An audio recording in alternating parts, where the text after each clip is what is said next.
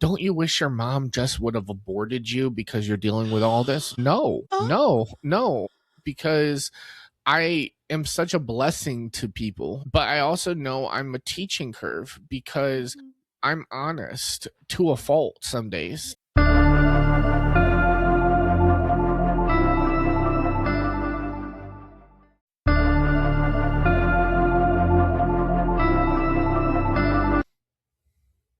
Welcome back to another episode of Living with FASD. I'm your host, Patti Kasper, and this is, of course, a show by and for people living with FASD. And today's guest is someone else living with FASD, my new good friend, Jake Tjapkes. Jake, you want to, it just seems like we have a lot in common because you also are an FASD podcaster. So I'm really excited about that. And yeah. So will you tell my audience a little bit about yourself and what all you're doing these days?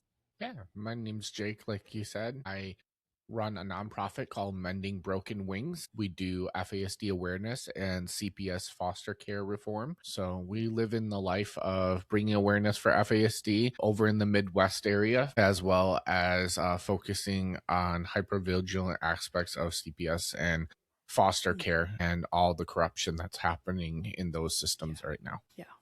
Thank you for having me. Yeah. Oh, you are welcome. And you know, the really cool thing about guest swapping is I'm actually really looking forward to coming onto your show. And, you know, because I've got 25 years in the foster care system. And so we'll have a lot to chat about on your show. Yes. Looking forward to it. Yeah. So, you know, my audience at this point knows my story very well because I keep repeating it and I talk to new people. Yeah.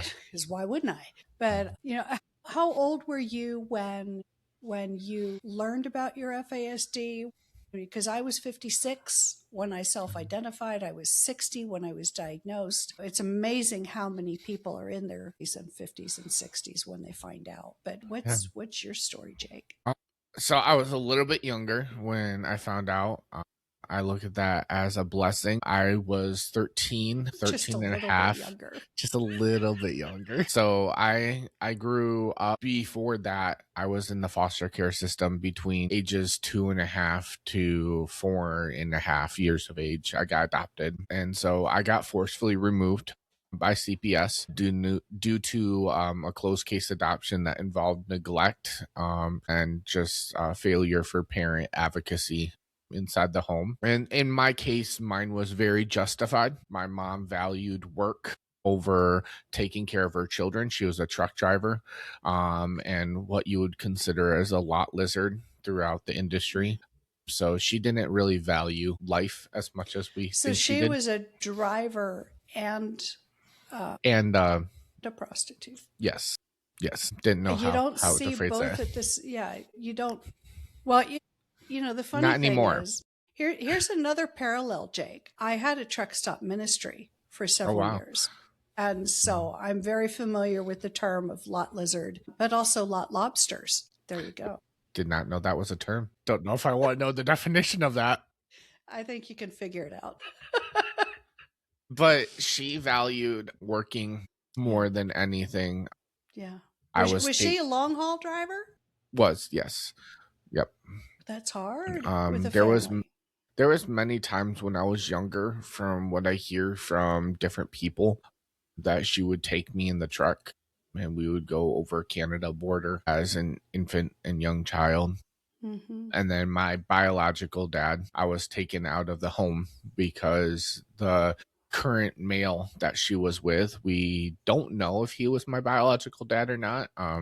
He's the one that was on my birth certificate, but he's not claiming to be it. So she let me stay with him quite a bit, but that ended up in severe child molestation and rape situations. I'm so sorry to hear that. Ended up being removed by CPS after multiple instances of being taken out, putting back in, taken out, putting back in, which is one of the corruption sides, I believe, inside the CPS is there needs to be more investigation. Yeah. Because it's harmful to the child. So much trauma there. Yeah. And then with the closed case adoption, I wasn't able to be in contact with anyone from my biological family until I was Yeah. 18. Yeah. So, if for the listeners, if people don't know what a closed case adoption is, closed case adoption is when a family decides that there's forceful parental removal because they don't want to cooperate with the court. And so the judge says basically we're severing all ties with this Yeah. biological family completely. Versus if they did have cooperation with the court, it would be an open case adoption where the parents just say, I'm not able to provide for my child.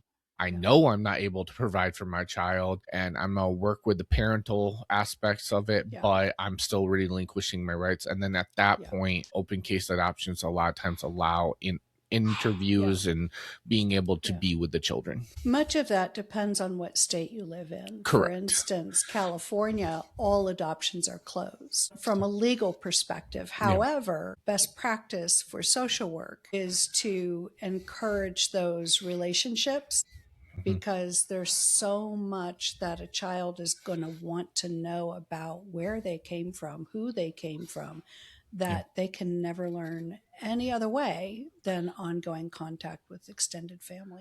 And I think that's one of the things that I was blessed with. My parents were very open with me and letting me know that I was adopted. Honestly, they could have very easily in my family stated I wasn't adopted and I wouldn't have thought anything of it because I'm a Caucasian male with Caucasian family with Dutch traits inside of me and they have Dutch traits inside of them. And no, really beyond in adolescent years, I would have known no different, but they were open and honest. Now, some of the horror stories we see in foster care is with these closed case adoptions, foster families and then adopted families choose never to let the kid know that they're adopted. And I think that brings even more trauma once they become older the and they find secrets out. are so destructive. Yeah. Yeah. Yeah. So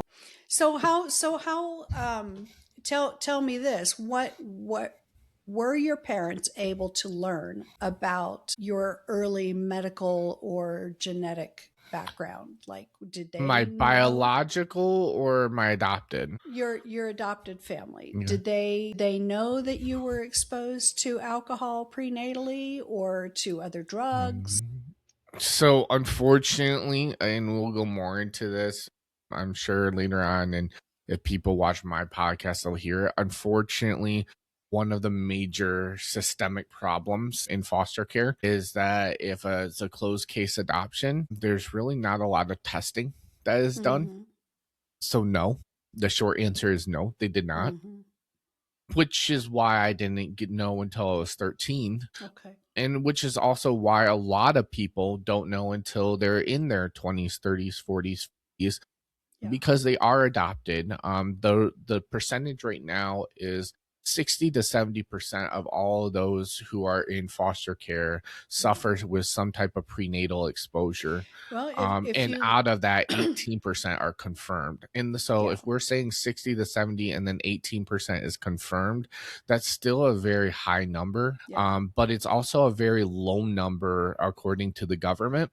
So there's still not a lot of testing done. Yeah, with the Child Welfare League of America, they say that 95% of kids in care are there because of maternal substance abuse. And I started my career in drugs and alcohol work, and I never met a client who used drugs, whether it was marijuana, cocaine, meth, whatever. Meth wasn't really big in the 90s, but I never met a client who did drugs who did not also drink. It just wasn't talked about and wasn't asked about because it's legal. Yeah. Well, and we've made it a culturally and socially appropriate behavior.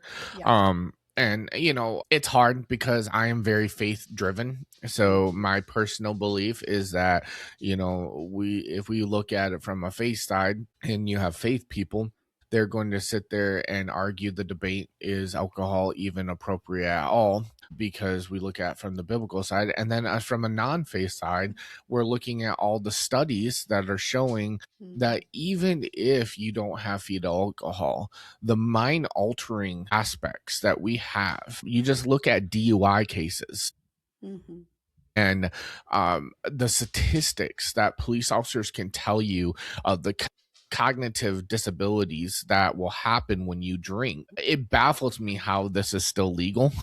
Yeah. We illegalize all these other drugs, but then we allow one drug that can literally kill people on the road. And that's coming from a former first responder and EMT Let me share that really this. focus on that. Yeah, let me share this with you, Jake. The reason for that is because alcohol is not under the purview of the FDA. Mm-hmm.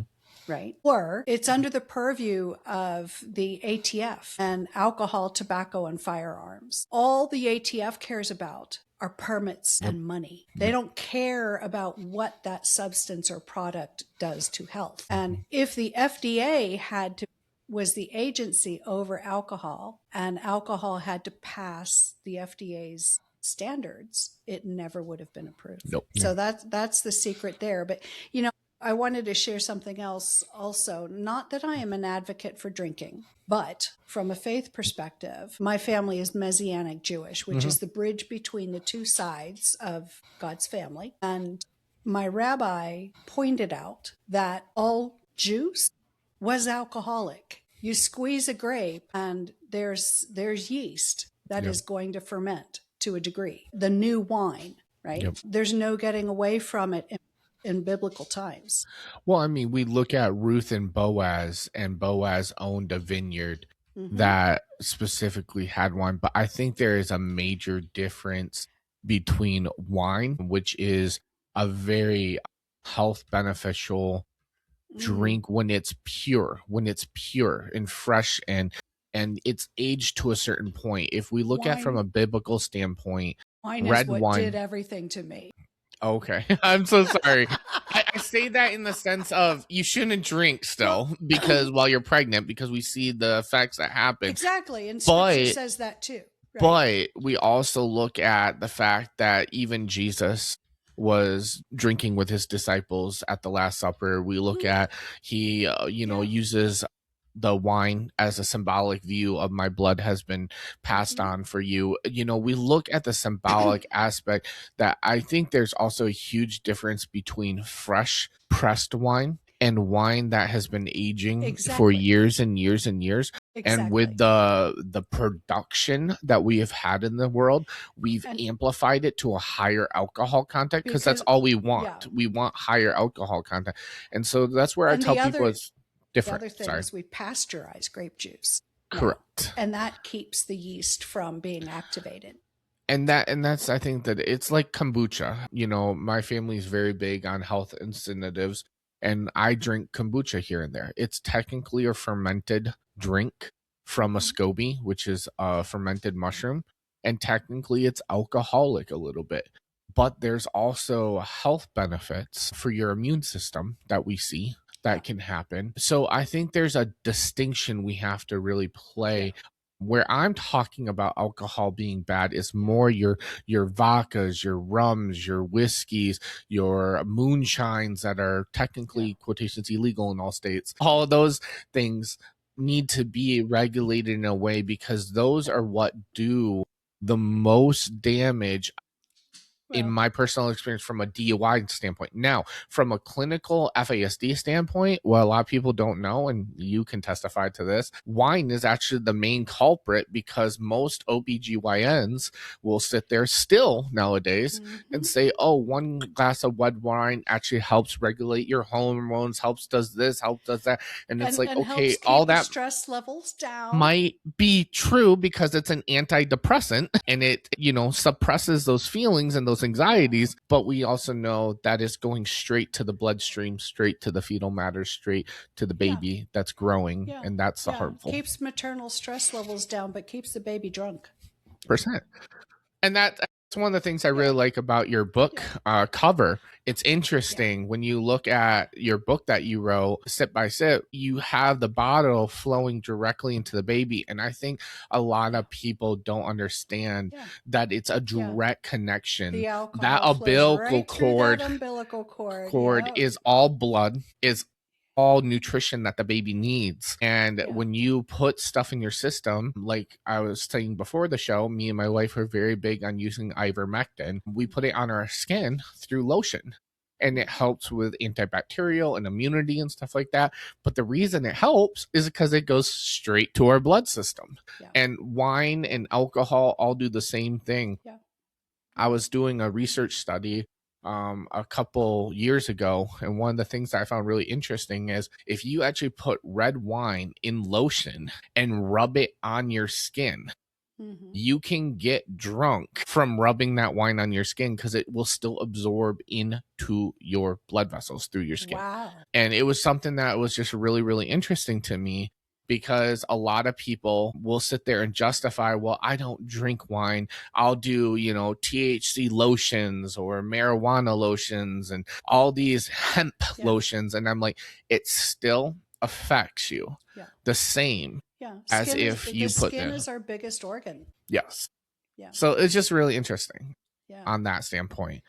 So, and that kind of leads me into like how I kind of grew up and everything. Yeah. So, getting removed. How did we find out? Yeah. How did your family find out about your FASD? Through lots of trauma. I was, I think, 10 years old. No, I would have been 11 years old at the time. I was hitting puberty and going through massive hormone changes. We had doctors telling me that we had ADHD, ADD, mood disorder, all these clinical diagnoses that were on the rampage in the 2000s, where doctors were really pushing through big pharma, pills. Let's get them on medications. And now we realize that was probably one of the most stupidest things we could do. But it was a big push. And those pills during those hormone changes in my body made me extremely irate. I mean, normally I'm pretty level-headed. I might get what we considered stuck sometimes with my FASD, but like this amplified it. To the point that we laugh at it now, but one day I was getting so frustrated at my mom, I actually took the house phone and was running after her through the yard with one of those old plastic house phones, screaming at the top of my lungs. A little trim line, or no, like the big ones, like the ones you would hang up on the wall. With the old AT&T, it can go 3 rooms away. Not those ones. We still had the wireless.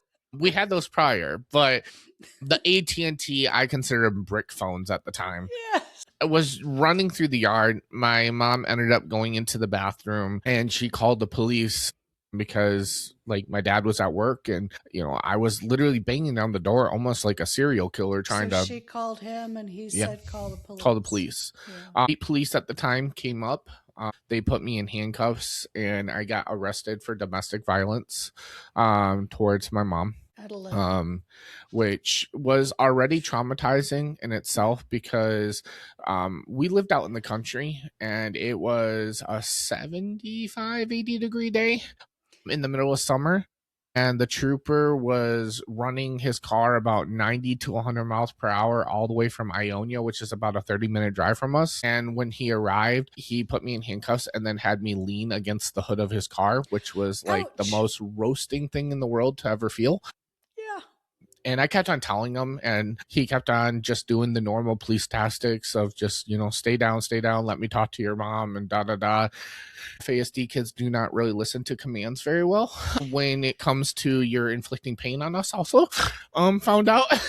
I think everyone does that, but more so my brain was like, I don't care if you're a police officer. I'm not laying on this hood. Yep. And it ended up with him screaming a lot, threatening to possibly tase me. And then I calmed down after that. The funny part was prior to this, we had police come out quite a bit because of just massive amounts of times where my dad had to restrain me because I was irate. And every time they would come, I would hear the knock at the door. I would all of a sudden just sober up is what I call it. And act completely fine. I loved police. I loved handcuffs. I loved talking to them. It was like fascinating to me. I always wanted to be a police officer growing up. So I was just like, cool. But all this happened. And then he ended up taking me away. I was in a holding section at the local state police post until they found a juvenile home for me, which was about 2.5 to 3 hours away from my family. We ended up getting placed there. This was around 11 years of age. Stayed there for about a whole year while my mom was trying to fight behind the scenes, figuring out why the justice system was what it was. And mind you, I didn't really think anything was as bad as it was. Domestic violence to me didn't really mean anything. All I knew was I met with the prosecutor in our county, and apparently my parents told him I really like police and badges, so he showed me his badge, which I did not know prosecutors had badges at the time.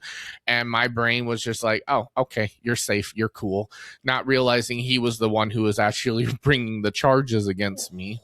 And that's, I think, where the false facade of like, I didn't know. I didn't know what I did. Yourself. And yeah, so I told him everything. I, sat there and said, yeah, I did this and this and this and this. And it was just like, now thinking through, I'm like, oh, you used that tactic to open me up in order for me to admit, which then led me into a longer sentence. And I think that's where they knew, he knew. I didn't know. And as somebody who now runs with FASD, I believe that it's very good that we need to have places like CASA, as well as other court advocates that can sit there, because there's a lot of kids with FASD that are undiagnosed, that children should never be left in a room with their parents and a prosecutor only discussing their fate. They need to have an advocate that understands and can read signs that there is coercion and corruption happening. And my parents didn't even know. And that's the thing. My parents didn't even understand that's why he was doing what he's doing. It was to build his case. Yeah. So that all happened. It was to help you. Yeah. And they thought it would calm me, and it was, but ultimately it led into situations. So spent a good year in juvenile, which was not the best thing for somebody with FASD undiagnosed, because they just thought I was irate and argumentative. In reality, I was scared and didn't know what was going on. Targeted by the older kids?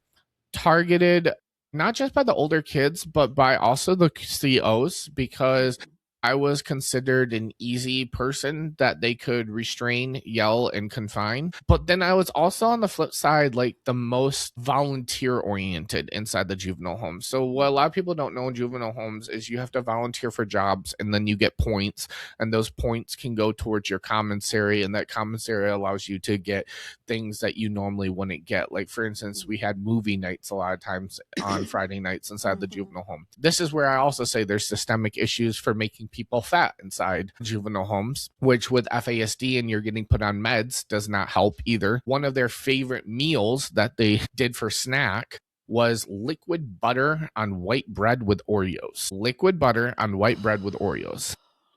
So it is the most liquid margarine. I should say margarine, not even butter, because it was definitely margarine. All everything's super processed. Now, granted, as a 11, 12-year-old kid, it tasted amazing. You got put Oreos on a piece of bread with butter, and that was your snack with some popcorn. And that was what we had. I can't even put those flavors together in my mind. Actually, tastes really good, but very horrible for you. All right, call to action, everybody. We do not try it. One. I used to always tell people, take off the crust and like smush it like it's a Crustable with the Oreos in the center, and you put 4 Oreos, and you put the liquid butter and you crush it, and the butter acts as a sealant, and then it's like a Hot Pocket Crustable. My stars. An Oreo Crustable. Hey, you do what you gotta do. Got removed from there when I was probably 12. My parents finally got me removed over to a boys' home, which was a non-gated facility over in Lansing. And it was the best thing because they looked at it from more of a therapeutic realm. It wasn't asking questions of why is he irate? What is he doing wrong? Let's confine him in solitary. I'm not saying I didn't have moments where they did have to restrain me there. And a lot of the moments where they had to restrain me was actually because I wanted attention. I wasn't getting the attention I needed. And I knew that if I acted up, I would get the on-call therapist, who was Erin at the time, who I really liked. She would always come in. And I knew if I act up, and they finally caught on. It took them a little bit, but they caught on. It did take them a little bit. But I knew if I acted up during the school day between the hours of 2 and 3, she was always in her office, and she would always respond to a crisis if I made it to a level of crisis that she had to respond to. If I just acted up very calmly, no, she would never. But I knew after watching other kids, and this is how FASD kind of articulates things, I would watch other kids and I would go, okay, you hit, punch, or do something to a wall, not a human, and she comes because it's considered an uncontrolled irate action. And so I learned that so well. Almost on a weekly, I would purposely on Monday or Tuesday lash out in order to get attention, but know that Wednesday and Thursday I could be so well behaved, but by Friday I would still have my outings. So I like formulated it. I was like, act out on Monday and Tuesday, get what I want Wednesday and Thursday. Figuring that out. No. Yeah.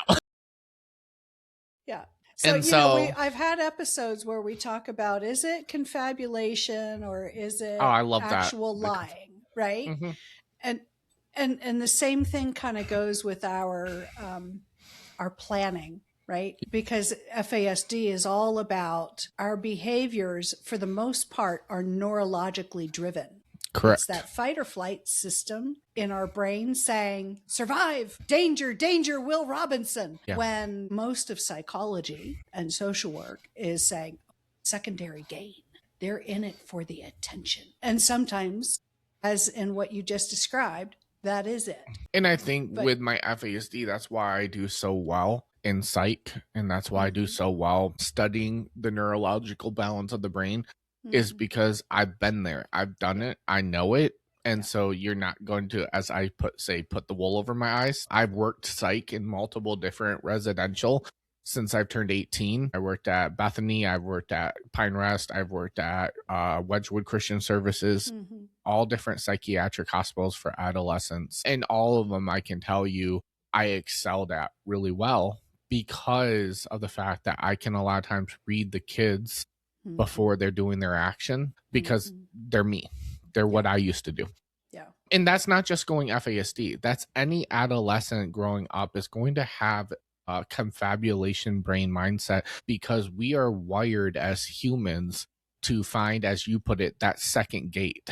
We are wired to try to find that ability. Yeah, and that's the thing about FASD and other neurodivergent things. All of our quote unquote symptoms, right, or our challenges, are behaviors that everybody does. It's just a matter of the frequency, the degree of impact in our lives, how detrimental are these patterns of behavior, quote unquote behaviors. Everyone confabulates, and so just for the audience, the viewing and listening audience, confabulation is basically filling in the blanks in your memory. And we used to do it all the time in the days before TiVo. And of course, I'm dating myself here. Not that much. When there was a commercial break and you had to, people would use commercial breaks on TV to go take care of biological needs, whether it was to run to the restroom or run to the kitchen, or God forbid, try and do both, planning on getting back to the sofa before the program starts up again. And, invariably, a time or two, you don't make it, and your brain has to work overtime to fill in the blanks. What happened? We have to knit the plot together. And, now we have TiVo. We either pause it before we leave on a bio break, or we rewind it. No big deal. But I tell people that confabulation to me is telling the whole truth, but that one little teeny part. So 90% of it is true, or 99% of it's true, but there's still that 10 or 1% that is filled in because our brain, like you said, has to fill in that gap.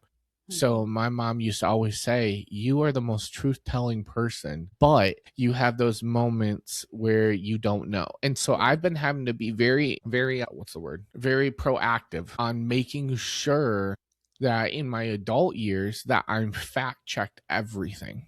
So one of the things with my FASD awareness is I'm always fact-checking, which is hard with FASD, specifically with studies, because statistics can go from, like you were saying, 90% in one place, and then mine saying 60 to 70. And it's not, neither of them are wrong. It's just each facility is having different statistics.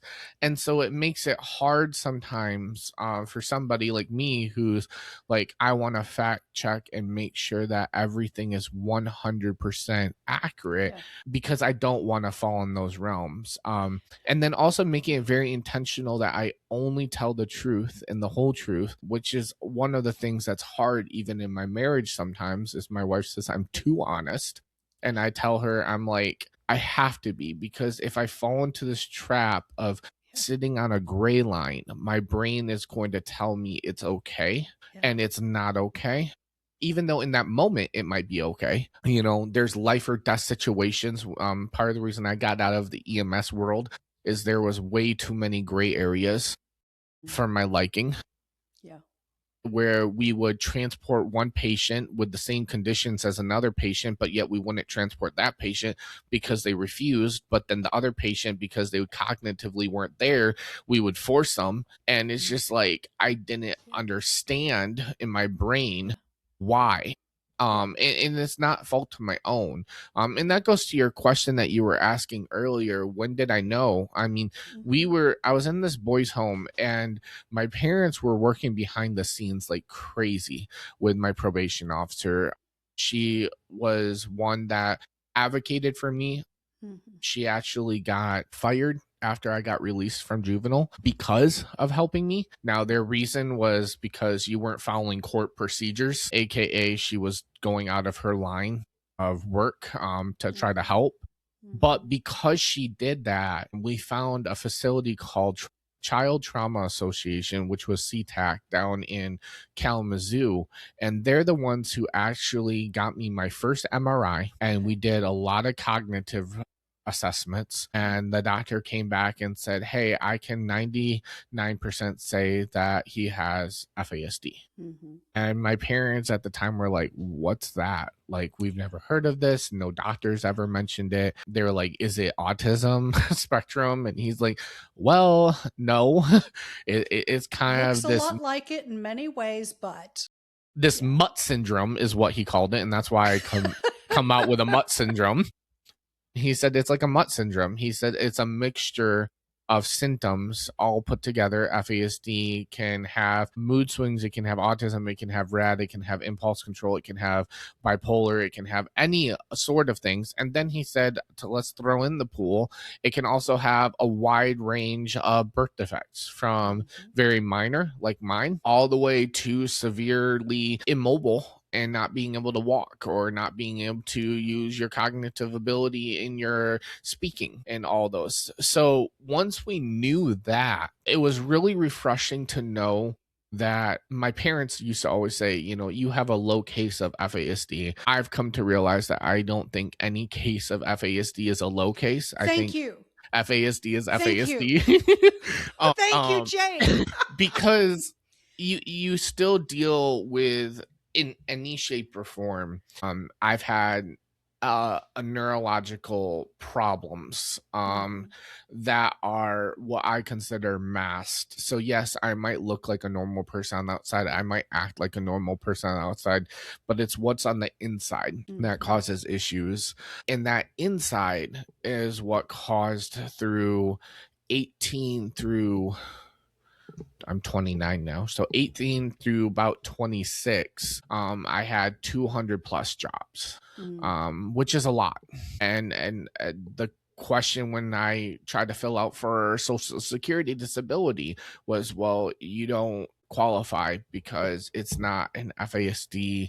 FASD isn't a federal regulated disability, and you are proving by getting these jobs that you are able to work. And it's like, yes, I am able. But getting a job and keeping a job are two different but keeping things. It is not. Yes. And that was the hard part. So we're still on the fight, because it's like, we know that if I could get on Social Security disability for right now, I would be able to be in a lot better lifestyle and a lot better ability right now. It's not saying I want the easy road, but it's knowing my cognitive ability where I need to be. And then also just looking at it from the nonprofit standpoint, it really would help alleviate stress.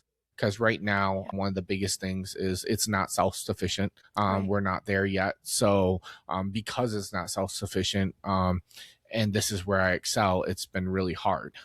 So that's kind of where we found out was at 13. I got released back home the year that my grandma passed away. And so that was hard for me because I was really close to her. And then just growing up throughout 13 all the way to 18 is when I decided that I was going to rebel and leave the house. And that even had its own aspects of my FASD. Very quick thinking of my parents being these horrible people and wanting to leave, and then getting into a marriage that was not sufficient, that was not good, I should have never gotten into. And I think that happens a lot with kids with FASD. We make these quick cognitive decisions that sometimes are not always the best. Yeah. So that kind of leads up to that area. I've done that. I hope that answered. That's refreshing. Yeah. Yeah. You know, those transitional years into adulthood are messy and painful for everybody. They're not meant to be a walk in the park, right? We need reasons to leave our parents. And we have to learn from our own mistakes. As much as our parents would prefer we learn from their mistakes because they think it's less painful, that may be true, but the lessons don't stick unless we've made them. Yeah. But that aside, I want to back up for a moment. Yeah. The reason I wasn't like looking at you while you were saying those things is I was busy pulling up something that I want to show you and the audience, but I need you to tell me how to do that. So just so the audience knows, I am brand new to using Riverside. That's the upgrade that I've done for season 4, and I'm still learning, and this is something I've never tried before. So I have an image pulled up. Yeah. What you're going to do is go down where it says share at the bottom there.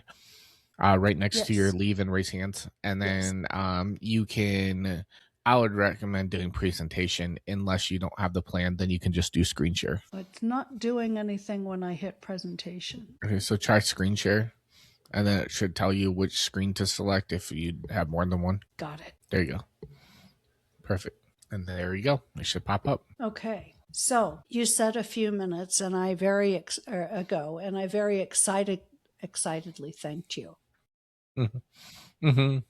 You said that there is no low functioning, right? Or low level of impact, right? Which is the same as high functioning. I think that most of us, when we think of spectrum disorders, we've been taught to think of a linear spectrum. Right? From low functioning on one end to high functioning on the other. And that high functioning doesn't need supports the way low functioning does. And that really does everybody a disservice. Just using a linear model does everybody a disservice because we are 3-dimensional beings. Actually, more than that if you add time to the mix, because our symptoms change over time.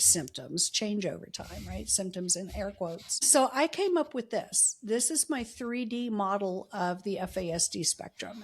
I love how you say symptoms, by the way. What, in air quotes? Yeah. I believe our personalities change just like anyone does because we adapt to cultures around us. Those aren't symptoms necessarily. That is cultural, behavioral attitudes that change based off of your living circumstances. And yes, those will change. But the cognitive, once you're an adult, pretty much those stay at a baseline. And yes, they can change over the years, but you do have a baseline once you're an adult. But before adult, there is really no baseline. You can switch up from a day to day. Well, the reason I very cautiously use the word symptoms is because I reject the medical model. Amen.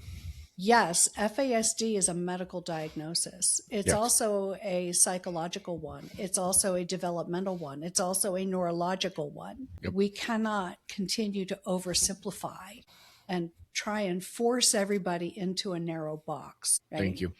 And so that's how I came up with this 3D model. I love this. In my mind's eye, I was using I had envisioned push pins, like you Okay. use on a bulletin Yeah. board. Yeah. But the program I found to create this didn't have push pins. The golf flags was as best as I could do. I love it. I love it. So each facet on this model represents another aspect of our functioning. So it could be, one facet could be memory impacts. One facet could be the ability to predict the future, right? Connect cause and effect. One aspect could be something physical, like my diabetes. One or my degenerative disc disease or my arthritis or all the other physical things, my scoliosis, all the physical things that came from prenatal alcohol exposure. One could be how I do relationships, or one aspect could be time blindness. How many of us get caught off guard that, while we were focused on something, oh, you mean time's been marching on without us? How'd that happen? Oh, crap, I'm going to be late again, right? I joke that I'm going to be late for my own funeral somehow. I understand that feeling. Even if it's the hearse getting a flat tire, somehow I will be late. But anyway, so this is why I celebrated your saying, yeah, that low to high functioning bit is.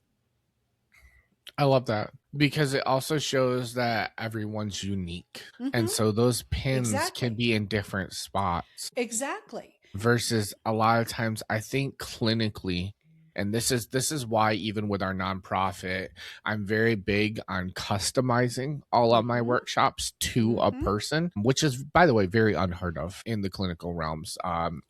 They kind of frown upon it. They don't like customization. They want everything to be a standard.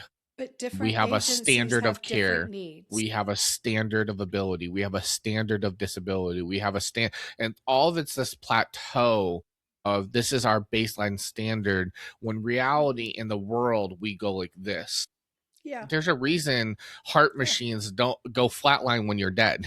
They don't go flatline when you're alive, because our hearts don't even sit there and do a standard up and down, up and down, up and down. They sit there and have different rhythms. If I listen to your heart's gonna have a different rhythm than my heart. My heart's gonna have a different rhythm than my parents' heart. Yes, they will all beat.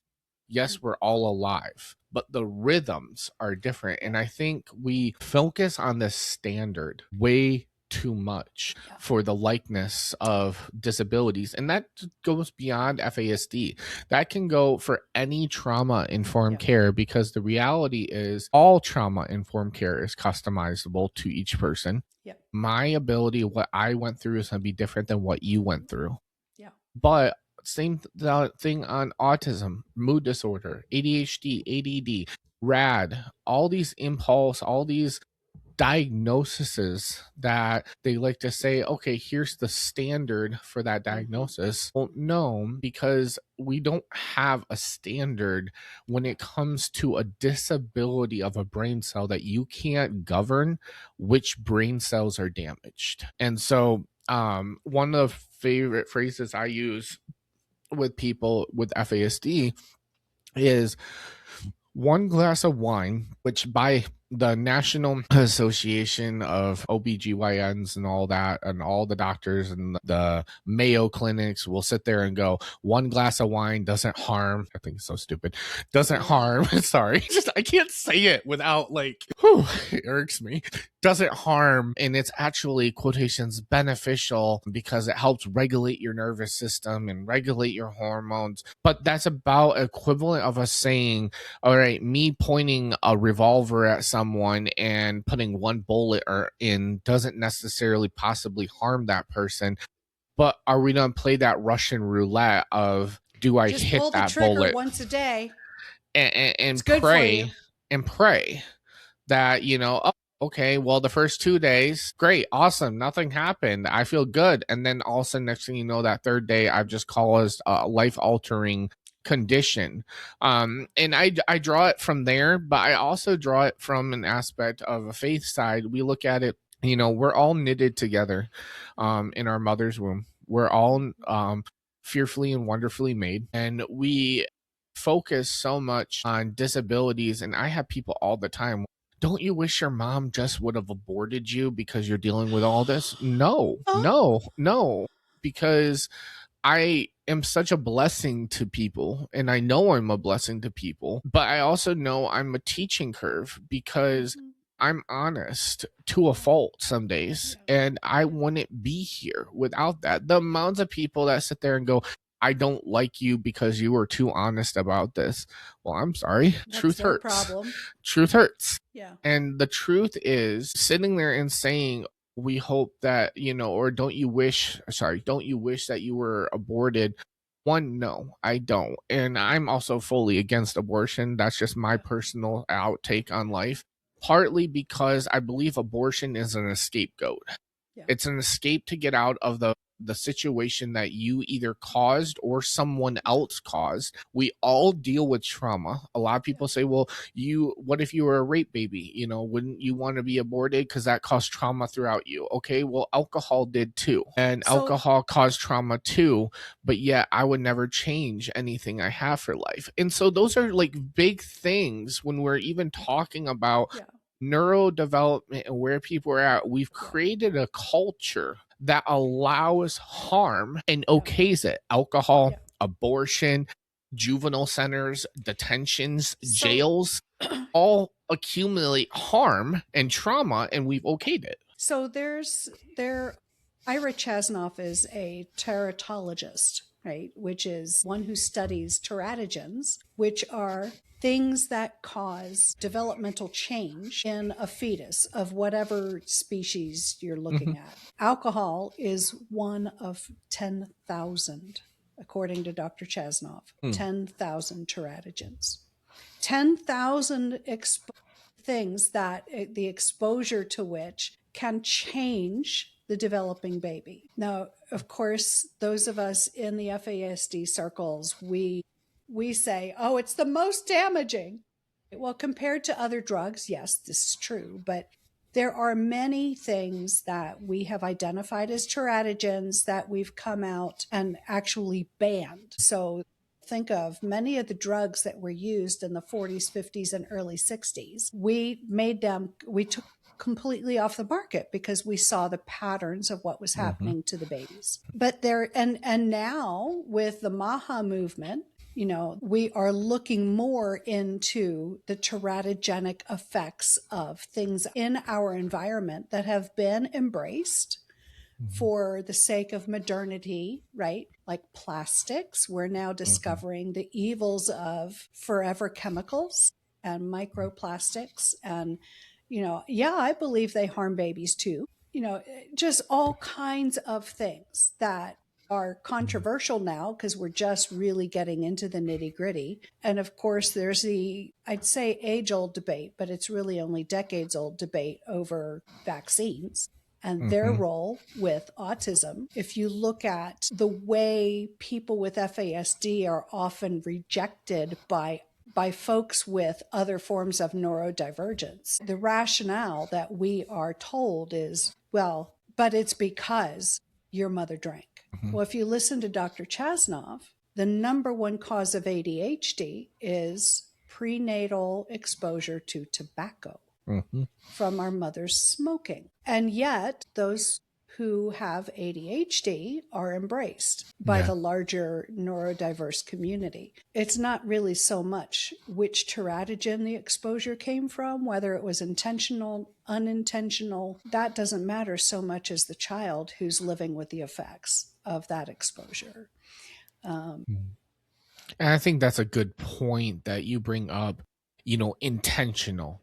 Do I believe that my mom, who birthed me, intentionally caused harm on me? No, I don't. Yeah. Now, I think she grew up in a culture that deemed it okay, awareness that deemed it okay. And did she have many other problems that she probably should have focused on? Yes, but will I ever blame her? God rest her soul, because she did pass away about a year and a half ago now, to almost 2 years, I think now. Nope, it's 2 years.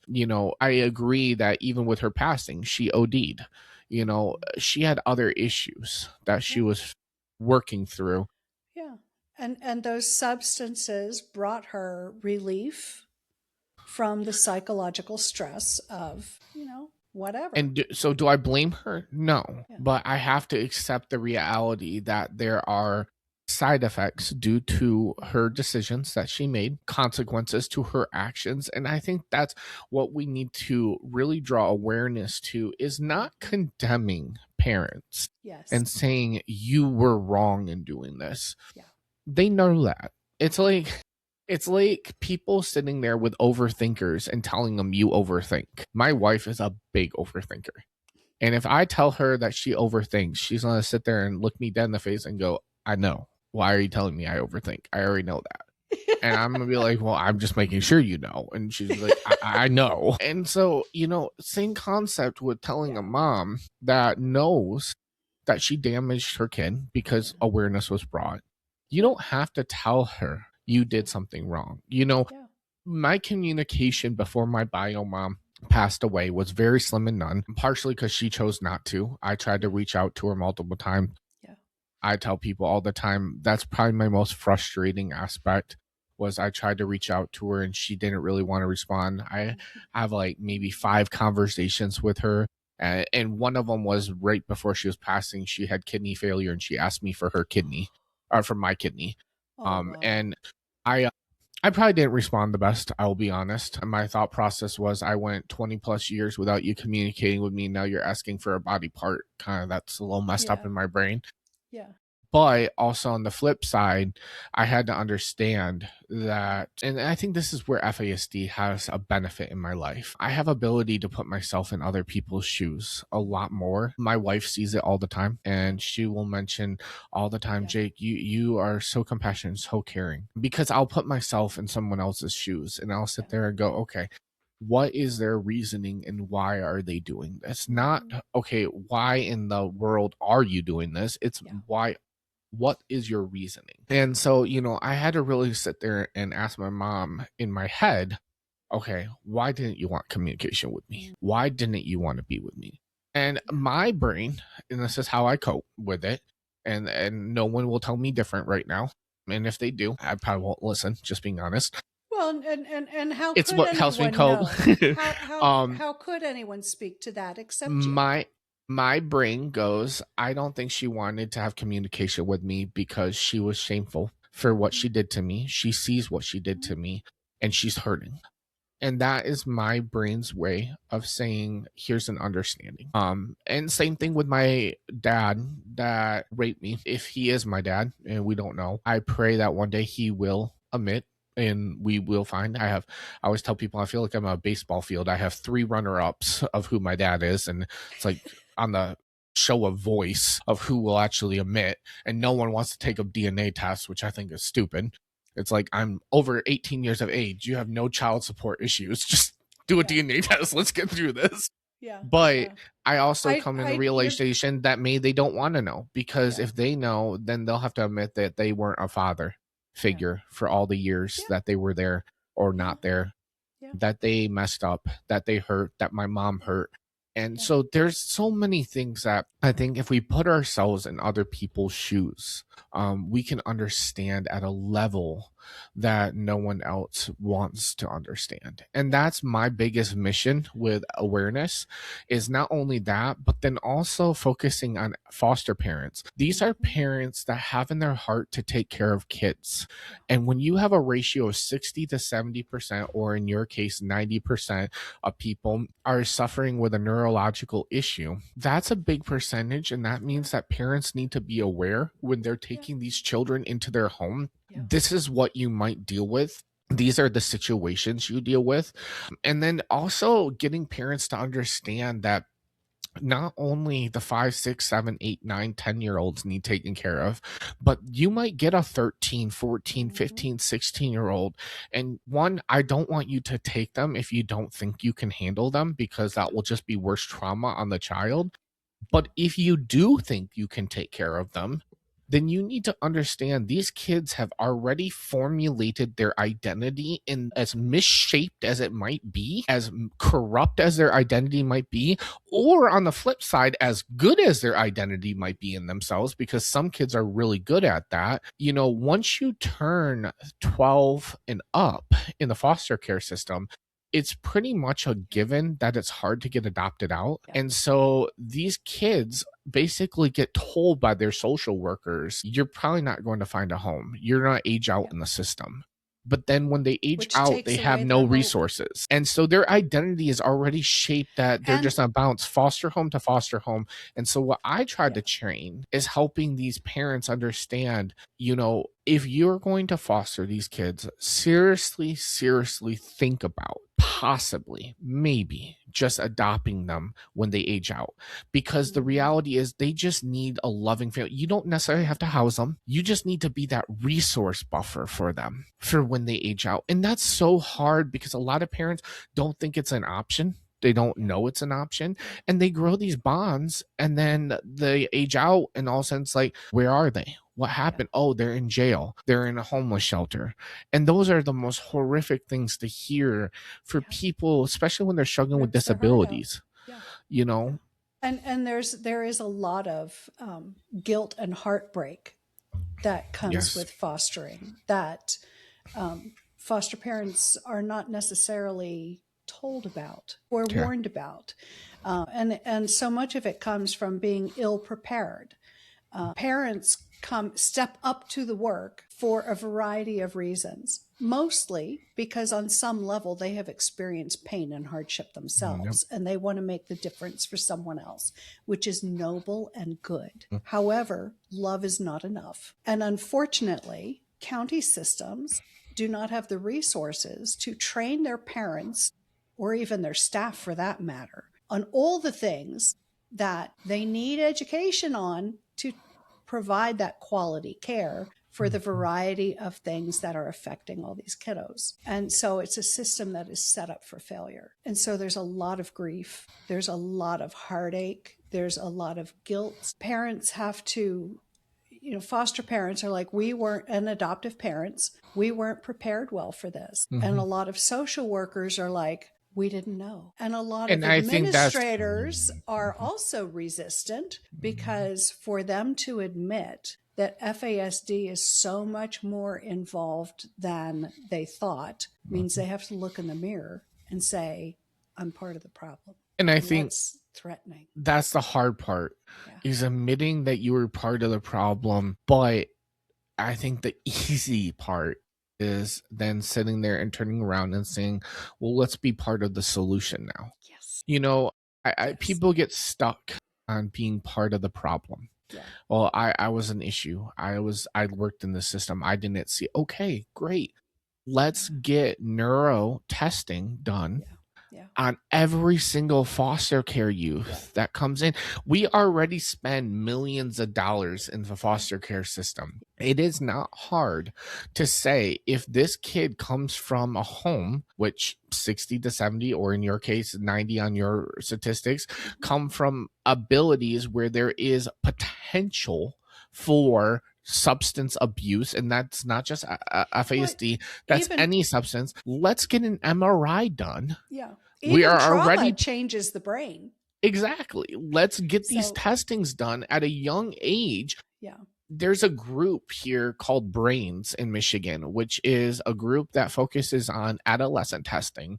And one of the things that they found out is by age 3, we can already tell if there's neurological damages in the brain, long as you're doing cognitive testing on a routine basis. So that means every 3 to 6 months, from ages 0 to 3, they're finding out that babies can swim, infants can swim naturally if we are putting them in environments. They spent their first 9 months swimming. And so, you know, it's I like that.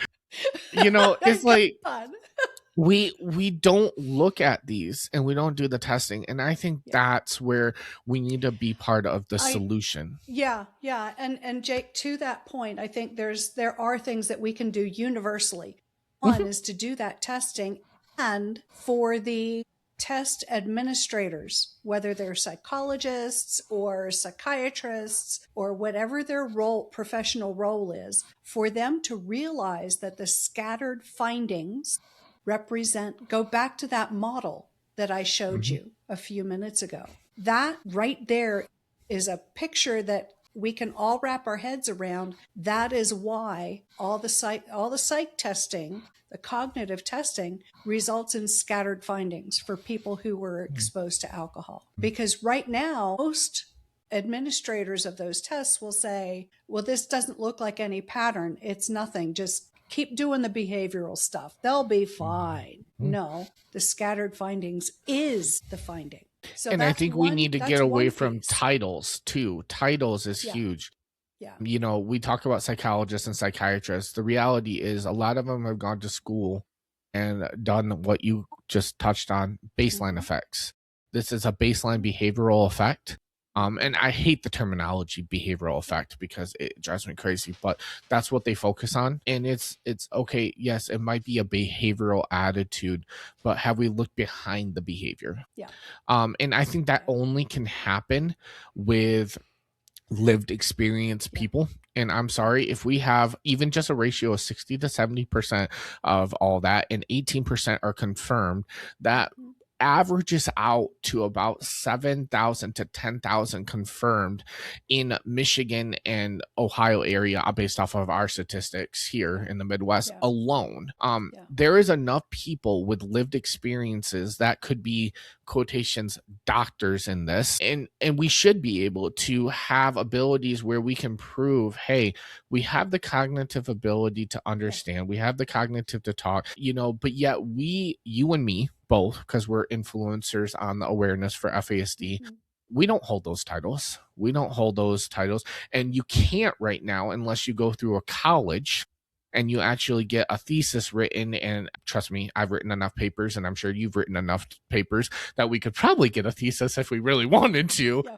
But they won't look at that. And so I think is also getting universities to understand, let's get away from this standard education. Yeah. And understand that some kids don't operate well in standard educations. Like for me in school, I never did well with standardized testing. I never did well with sitting in a room. But part of that, Jake, is you can't teach what you don't know. Correct. I agree. But the other thing that needs to be universally implemented, I think, that will make a huge difference in the number of affected babies that are identified early, because we all know the earlier you're identified as FASD, the more supports can be wrapped around your family, the better the outcomes. Women are universally tested for illegal drugs, and it's widely known and accepted. It's just one of those things that happens. Well, we need to test the umbilical cord tissue for alcohol. Yeah. Because alcohol remains in the umbilical cord for 20 weeks. That's 5 months, because there's no way in those tissues for alcohol to be metabolized. And if that were done universally, then automatically that baby could be given choline supplementation, which mitigates a lot of the effects. Not all of them, but a lot of them. And that could make a huge difference in quality of life. I love how you mentioned, and a lot of people don't, that it stays there for 5 months. Because what a lot of people I think is, oh, I drank 1 glass of wine, I played that Russian roulette, now that kid has FASD, it happened in a heartbeat. No, it didn't. It actually happened over the course of the pregnancy. And I tell people, look at it as, imagine if you were drunk for 5 months straight. Yeah. I'm sorry, you would have some brain damage if you were drunk for 5 months straight, especially during a development stage at such a young, depends on when it hits the fetal, because some parents, it doesn't hit until 3 or 4 months. Some parents, it hits at 1 or 2. Some people, it hits at a week. It depends on where it hits, on how severe it can be. But I love the 5 months, because what it does is it allows people to get an understanding. This isn't a fast process. It was a very slow process, but it was due to one mistake. Yeah. And that's what people don't understand. And people associate alcohol metabolism with your liver, right? Yep. I mean, we see that with adults. You tend, like, longtime alcoholics will have an enlarged liver. You can see it.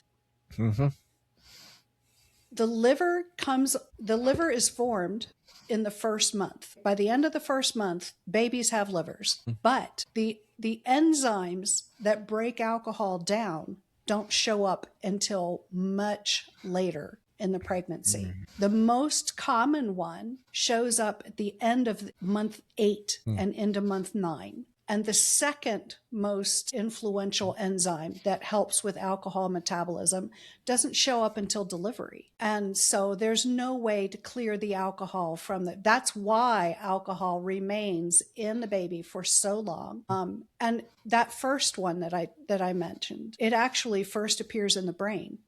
And then migrates down to the liver in terms of where that enzyme is predominantly found. So we have acetaldehyde as the byproduct of alcohol metabolism, and that's what kills cells. And it's also what causes harder labors, and that's what people don't understand. These substance abuses, these everything that's going on, the pills, the medications that doctors give. Don't get me wrong, I think there's aspects of where certain moms need to take more iron during their pregnancy because they might have an iron deficiency or something like that. But we've seen that parents that are struggling with some type of substance, either if it's alcohol, drugs, or even marijuana substance during pregnancy, they tend to have a heightened preeclampsia. They tend to have heightened pregnancy issues. And we wonder why we can't have at home births as much like we used to in the past. I mean, in the 60s and 70s, it was very common to have births inside your home. Yeah. And you wouldn't have major issues. Yes, you might have it where the umbilical cord wraps around the baby. That's just something that happens sometimes during the pushing, and you can't help that. But in my years of doing EMS work, that is one of the biggest things that I noticed, even with transporting. We've had a rise of hospital births. Now, granted, one, that's because doctors want to get money. So they know if they can put you in a hospital, they're going to get money. And a rise But of C-sections. And C-sections is also the other thing because it's a go-to. But like even me and my wife said, once we have kids, we want to try home birth. Now, granted, if that means that eventually we might have to transport her to a hospital because there's a complication, we have to do what we got to do. Yeah. But there's a reason ambulances exist. There's a reason that firefighters exist. It's for those emergency situations. But there's no reason, if you're doing a proper pregnancy and you're eating healthy and you're maintaining your life. And that's one of the defaults I've seen with FASD that is a lifelong. And I know we're talking about adolescent, but, and you can testify too, FASD doesn't disappear once you turn 18, once you become an adult. And I think a lot of people, especially government officials, think, oh, once you turn 18, it's gone. It's not there anymore. And it's like, no, we still struggle. We still have issues that happen. And that's something that I think needs to be brought more awareness is the fact that we can get these resources set up as adolescents, but these resources need to continue once they're diagnosed for a lifetime. So am I all for Medicaid? Necessarily on the aspect of, like, I think there's a lot of people that shouldn't be on Medicaid that are fully able to work, and food stamps that are fully able to work. But I can also testify from a personal experience. Me and my wife would not be where we're at if it wasn't for Medicaid and food stamps. And that's partly because of my disability. And I'm very nervous because once I turn 30, I don't get access to that as much as I did prior. Now, I mean, granted, with all the legislation changes, it's getting easier. But it used to be once you turn 30, you kind of lose that access that you had prior. And I don't think that should be the case for lifelong disability people, as well as trying to get them onto Social Security. There's a lot of people with FASD. There's a great organization called Peckham that helps people with jobs here with disabilities. Is that just in Michigan? I think they're nationwide, if I'm correct. They contract a lot with like Social Security. Send me their info Yeah, so I there's can put called it in the Peckham. show notes. Yeah, it's called Peckham. I'll send you it. But basically, their whole ability is to hire those with disabilities. And mainly, most of them are either sewing jobs inside factories where you just sit and learn sewing, or their call center work, which is governmental contracted, so it never goes away. And so anytime you have to call Social Security or SSDI or any of the federal government agencies like MDHS and stuff like that, all those governments are usually run by an association kind of like Peckham, where it's people with disabilities, because it's very, very black and white routine. If you've ever called your local Secretary of State or your Social Security, the process never changes. And if you've noticed, the person on the other line is always like, what's your name? What's this? What's that? It's a checklist. Yeah. And that does well for kids with disabilities because it's routine. Every call is the same. It doesn't change. So, things like that, I think bringing awareness to those, it helps. But I think the biggest aspect, and I know you haven't mentioned it in yours, but I think the biggest aspect, and we're doing it right now, but is bringing awareness, educating everyone, and letting people understand that we need to switch policies from, like you said, alcohol being an ATF situation to a Food and Drug Administration issue. And if we could get those switches, they wouldn't pass. Now, is that a losing battle? Some people might say yes, because we don't necessarily want those. Alcohol has a very powerful lobby. It's like when they took out big tobacco for a little bit. It was too much and they couldn't. Well, and big alcohol learned from that. Yes. And that's where we're running. Vaccines, we're learning more and more that, and we won't go too deep into it, but more and more that vaccines, certain ones are not good for those developing brains. Yet the National Pediatrics Association still pushes them because Big Pharma is behind it. So we see all of these changes. Now, there's hope in the horizon, because December 2nd of last year had the FASD CARES Act that passed from a federal level. And now, granted, does that mean that everything is cured with FASD? No. But it lays a groundwork. Yes. And from what I understand, you've talked a little bit more with the people there. Yes. In fact, I will direct the audience back a few episodes to one that aired with FASD United's Jen Wisdahl and Susan Shepard Carlson, talking about the FASD Respect Act and what it meant, what the passage meant, and what it did not mean, and what are the next steps, and why we need to all remain politically active. Jake, this conversation has been fascinating and wonderful, and has gone on a very long time. And we could still go on and on and on, but I think we need to cut it short for now. But I will definitely be having you back on, my friend. Sounds fantastic. All right, you have a blessed day. You as well. I am so glad that you tuned in to today's candid conversation, and I hope you found it very valuable in adding to the breadth and depth of your knowledge about fetal alcohol spectrum disorders. I also hope we made you laugh along the way. I'm so honored to bring you these candid conversations week by week, and I'm so grateful that you keep coming back. You are my faithful audience, and I'm so grateful for you. Please reach out to me at livingwithfasd@gmail.com. If you have suggestions on topics you want me to cover, that you want maybe to learn more about, or guests that you think would be excellent to invite to be on the show, I'm always happy to get your suggestions. And I'm also happy to hear if any of these episodes have touched your life. Please share your story with me. You never know, I might invite you to come on the show.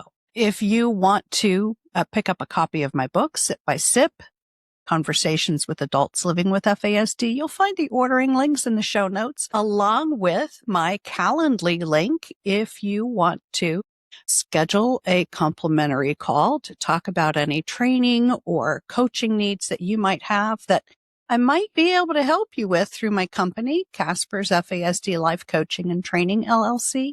Now, if today's guest has given me contact information to share and you want to reach out to them, that information will also be in the show notes. So in the meantime, I just want to thank you again for taking time out of your busy week to watch or listen to this podcast on whatever platform you have found me on. And please, please, please like, subscribe, and share this podcast so that others can find it. That's how they find it, is when you share it. And, the more people that find the podcast, the more people learn about FASD and the less hidden we are. So that's it for today. It's a wrap. Have a great week, everybody. And we'll see you next time on Living with FASD. Take good care.